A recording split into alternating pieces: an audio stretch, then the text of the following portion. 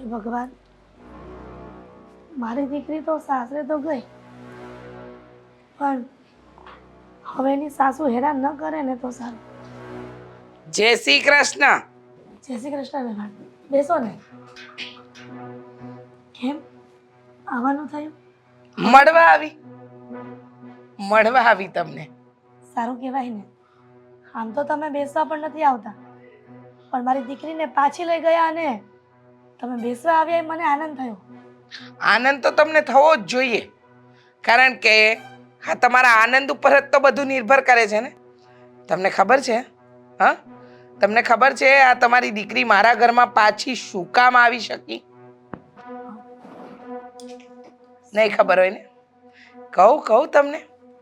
કારણ કે તમારી દીકરી એ મારા દીકરાનો જીવ છે. એને એટલે એના વગર ચાલતું નથી.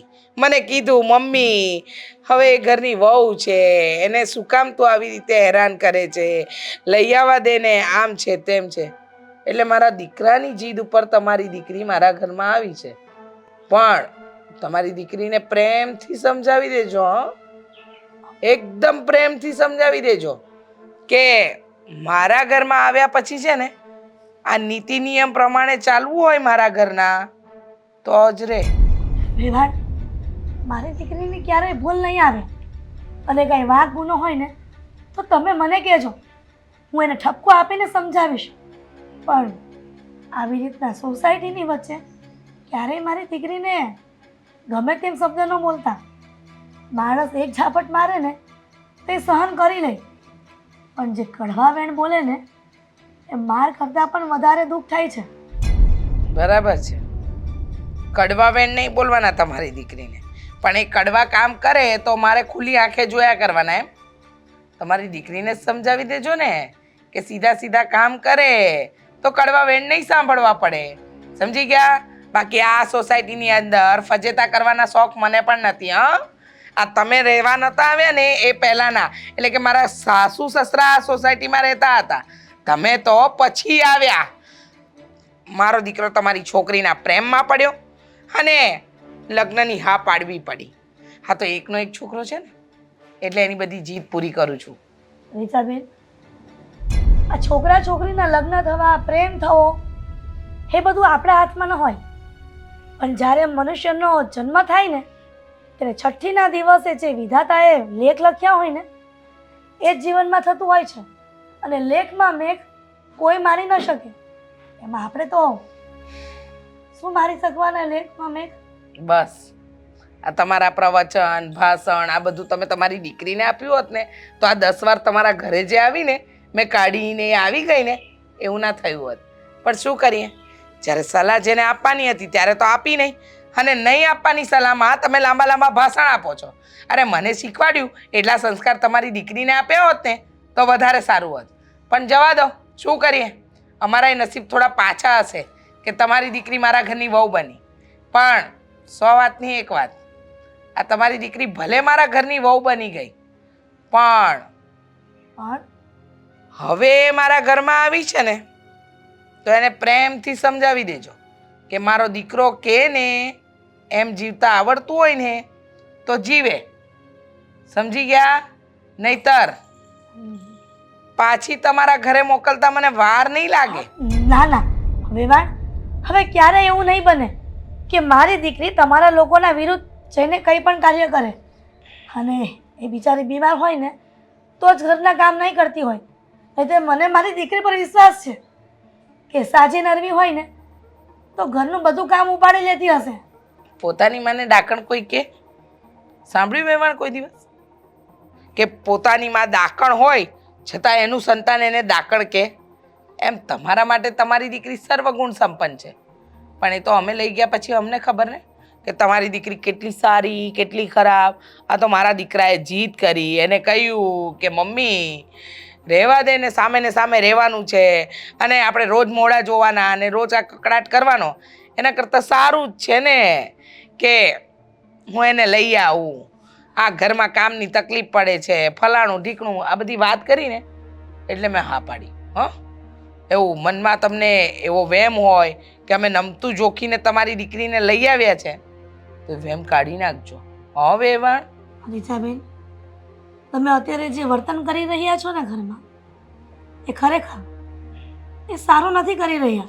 અરે હું તો કાંઈ સારું નથી કરતી. હું તો કહું છું કે મને સારું કરતા જ નથી આવડતું. બોલો હવે શું કરશો? કંઈ વાંધો નહીં, સમય જતાં બધું ઠીક થઈ જશે. તમને પણ સમજ પડી જશે કે કોણ સારું અને કોણ ખરાબ. સમય આવશે ત્યારે ખબર પડશે ને. પણ પહેલા તો તમારી દીકરી એના સંસ્કારનું વર્તન બરાબર કરે તો ખબર પડે. તમે વારંવાર સંસ્કાર અને વર્તન ઉપર અને મારી દીકરીના માવતર પર કેમ જાઓ છો? કેમ તમને શું લાગે છે કે મેં મારી દીકરીને સંસ્કાર નહીં આપ્યા હોય? બહુ આપ્યા છે, અઢળક આપ્યા છે. એટલા માટે જ તમે સહન કરી રહી છે. બસ બસ માતાજી, બસ આ તો દીકરીને પાછી મોકલીને એટલે કહેવા આવી હતી કે તમે એ ફાંકામાં ન રહો કે મારી દીકરીને તો પાછી અપનાવી લીધી. તમારી દીકરી વગર ન ચાલ્યું. તમારી દીકરી વગર અમારું ઘર ચાલતું જ હતું. આ તો મારા દીકરાના પ્રેમ આગળ હું થોડી નમી જાઉં છું ને એટલે આવા નિર્ણય લેવા પડે છે. એટલા માટે જ મારી દીકરી અને આદિકુમાર પ્રેમ કરે છે ને, એટલા માટે જ મેં મારી દીકરીને પાછી મોકલી હતી અને મોકલી છે. બસ હવે કંઈ કહેવું છે? એ જ કે મારી દીકરીને તમે સારી રીતે સાચવજો. સાચવવી, અને એ પણ તારી દીકરીને. જય શ્રી કૃષ્ણ.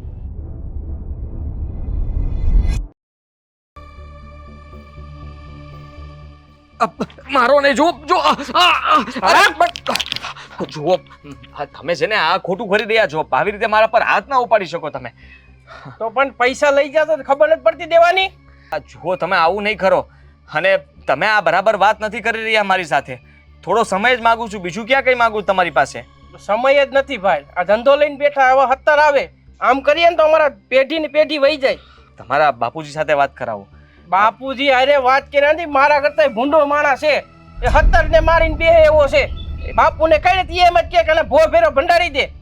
એ છતાંય તે ભલે મારી સાથે સારી રીતે વાત કરે છે ને મેં પૈસા એમની પાસે જ લીધા હતા, તમારી પાસે જ નહીં. પણ લેવા તો મને એને મોકલો ને મને એને કીધું એને ગમે એને ટાંગા ભાંગો ટાંગા ભાંગી નાખ, એને મારવું હોય માર ગમે નથી, મને હાંજે પૈસા દે એમ કહીને મને મોકલો છે.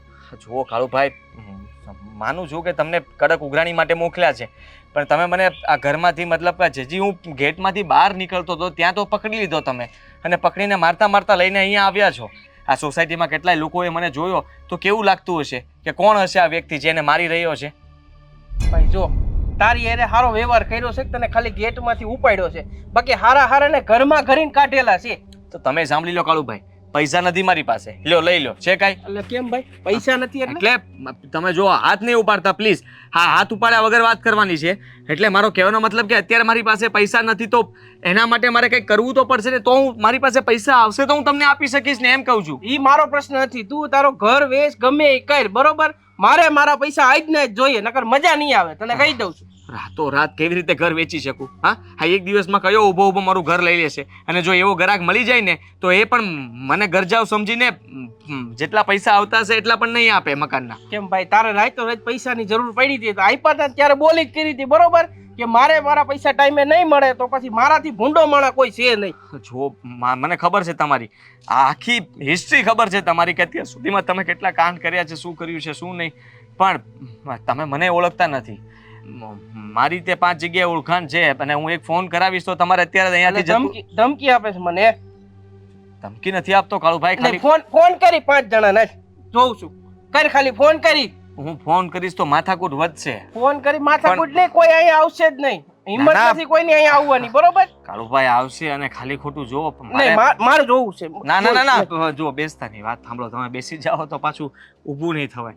એટલે મારો કહેવાનો મતલબ કે મારે વાતને વધારવી નથી, મારે પૈસા આપવાના છે ને મારે તમને દેવાના જ છે, તો પછી મારે એમાં ખોટા કોઈને ફોન કરીને બોલાવવાને એવું બધું મારે નથી કરવું, મને એવું ફાવતું નથી. પણ એક કામ કરીને 5 જણાને ફોન કર, પૈસા લઈને આવે ને તને લઈ જાય.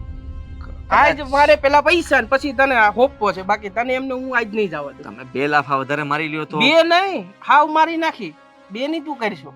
હા, કેવી વાત કરો છો તમે? મારી નાખવા સુધી પહોંચી ગયા, જરાક તો દયા ભાવના રાખો. દયા છે જ નહીં, દયા જેવું છે જ નહીં. કાળુભાઈ, તમે સમજવાની કોશિશ કરો. મારો કહેવાનો મતલબ એમ છે કે કદાચ તમે મને થોડા દિવસ, અઠવાડિયું તો આપો. અઠવાડિયામાં હું ગમે ત્યાંથી મતલબમાં મકાન વેચી નાખીશ, ગમે તે કરીશ. અઠવાડિયું નહીં, તને 1 મહિનાની મુદત આપી હતી, એ મહિનો પૂરો થઈ ગયો. હવે મારું નથી હાલે. એ મહિનામાં સેટિંગ ન થયું. તમે મને સમય આપ્યો હતો એ વાત સાચી, પણ એ સમયમાં પૂરું ન કરી શક્યો. જો તમે જાઓ અત્યારે અહીંયાથી સોસાયટીમાં. આપણે પછી કાળુભાઈ ક્યાં લઈ જાવ છો મને? અરે અરે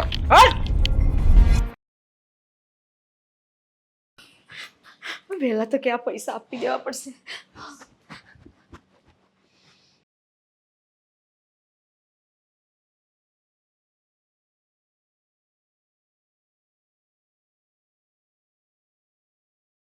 મમ્મી, ભાઈ ક્યાં છે? કેમ, શું થયું? અરે અને આમ આપણી ફાફડી કેમ થાય છે? પેલા ભાઈને બોલાવો. ભાઈ, સાગરભાઈ, સાગર, સાગરભાઈ જલ્દી આવો. તું અહીંયા આવી? કઈ કામ હતું? ભાઈ, અને આટલી ટેન્શનમાં કેમ છે? અને હાથમાં આટલા બધા પૈસા? શું થયું? ભાઈ, આદિને કોઈએ કિડનેપ કરી લીધો છે. શું? હા, એમને એમ કીધું છે કે જો એને પૈસા પાછા નહીં મળે ને તો એ આદિને નહીં છોડે. ખબર નહીં આદિએ કંઈક 10-15 લાખ રૂપિયા લીધા હશે એમની પાસેથી, અને એવું કીધું કે મને એ પૈસા નહીં મળે ને ત્યાં સુધી હું આદિને નહીં છોડું. હા, તો મને આદિએ કીધું તું કે મમ્મીના કબાટમાં આટલા પૈસા છે, આ જે કંઈ પણ હતું ને એ હું લઈને આવી ગઈ છું. પણ ભાઈ, ગમે તે કરો, આદિને બચાવી લો. બીજા પૈસા ગમે ત્યાંથી લાવવાના થાય ને તો તમે પૈસા કરીને એને લઈ આવો. હા, મારી બેન, તું ચિંતા નહીં કરતી. હા, જે પણ પૈસા હોય અને જે પણ ઘટતા હશે ને એ બધા જ પૈસા હું અરેન્જ કરું છું, અને જેમ બને ને એમ જલ્દીથી આદિ પાસે જાઉં છું અને આદિને છોડાવીને લાવું છું. પણ આદિ છે ક્યાં? એ તો કે ભાઈ, પેલો કાળુ છે ને એનો ફોન આવ્યો તો મારી પર. હા, પણ એને તમે એડ્રેસ તો કીધું હશે ને, નહીંતર લોકેશન સેન્ડ કર્યું હશે. જો લોકેશન તારામાં સેન્ડ કર્યું હોય તો એ મારામાં સેન્ડ કરી દેજે. ભાઈ, એ ગેટની બહાર જ ઊભો છે. અત્યારે ને અત્યારે તમે જાઓ અને બીજા પૈસાનું પણ અરેન્જ કરી દો. એ કાળુને જઈને મળી લો, એ જ ઉપાડીને લઈ ગયો છે. હા બેન, તું શાંત થઈ જા. પેલા શ્વાસ લે અને ચિંતા ના કર. હું છું ને, જ્યાં સુધી તારો ભાઈ છે ને ત્યાં સુધી આદિને કંઈ નહીં થાય. હું હમણાં જાઉં છું અને પૈસાનો પણ અરેન્જમેન્ટ કરું છું, અને જલ્દીથી જલ્દી આદિને ઘરે લઈને આવું છું. તું ચિંતા નહીં કરતી. હો સાગર, જલ્દી જા બેટા. હા મમ્મી. મમ્મી, હું પણ ઘરે જાઉં છું. મારી સાસુને આ વાતની કંઈ જ ખબર નથી. જો એમને ખબર પડી જશે ને તો એ ખોટું ટેન્શન કરશે. અત્યારે કોઈને તમે કશું ના કહેતા, હું ઘરે જાઉં છું. પણ સુષ્મા, આવું અચાનક અને આટલા બધા રૂપિયા લેવાની આ આદિકુમારને શું જરૂર પડી હશે? મને નહીં ખબર મમ્મી, એમણે કંઈક વ્યાજે લીધા હશે અને પાછા નહીં આપી શક્યા. એટલે મને પેલા કાળુનો ફોન આવ્યો, એટલે જેટલા બી મમ્મીના કબાટમાં પડ્યા હતા એ મેં ફટાફટ લઈને અહીંયા આવી ગઈ. બેટા, તો જરાય ચિંતા કરમાં. આદિકુમારને એ કાળુના સિકંજામાંથી છોડાવવા માટે ભલે અમારે મકાન ગીરવે રાખવું પડે, પણ અમે ઉમારને સહી સલામત પાછા લઈ આવશું. હા મમ્મી, હું અત્યારે ઘરે જઉં છું. મારી સાસુની આ વાતની કંઈ જ નથી ખબર.